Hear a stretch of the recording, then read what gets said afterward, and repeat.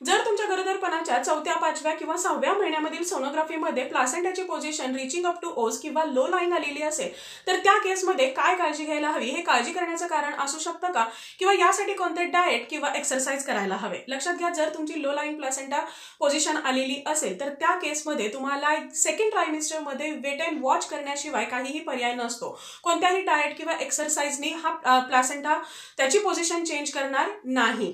जर त्याची position change होणार असेल तर डिलिव्हरीपर्यंत त्याची पोझिशन ही ऑलरेडी चेंज होईल, परंतु कोणत्याही डाएटमुळे किंवा एक्सरसाइजमुळे ही पोझिशन चेंज होईल असं नाही.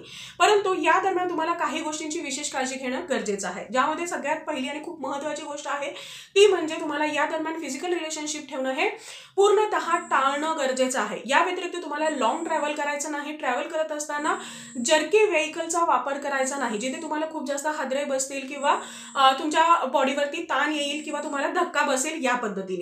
या व्यतिरिक्त तुम्हाला खाली बसूनचे जे एक्सरसाइज असतात, लाईक बटरफ्लाय एक्सरसाइज असेल किंवा बसून फरशी पुसणं, या टाईपचे जे काही कामं आहेत घरामधली कामं, तर अशी कामं करायची नाहीत. खूप जास्त हेवी वेट उचलणं किंवा ढकलणं हे सुद्धा तुम्हाला करायचं नाही. पायऱ्यांची खूप जास्त चढ उतार तुम्हाला या दरम्यान करणं टाळायचं आहे. या सगळ्या गोष्टी जर तुम्ही फॉलो करत असाल तर या दरम्यान होणारी जी काही रिस्क आहे ही खूप जास्त कमी होते आणि 9व्या महिन्यापर्यंत तुमच्या प्लॅसेंटाची पोझिशन चेंज व्हायला सुद्धा मदत होते.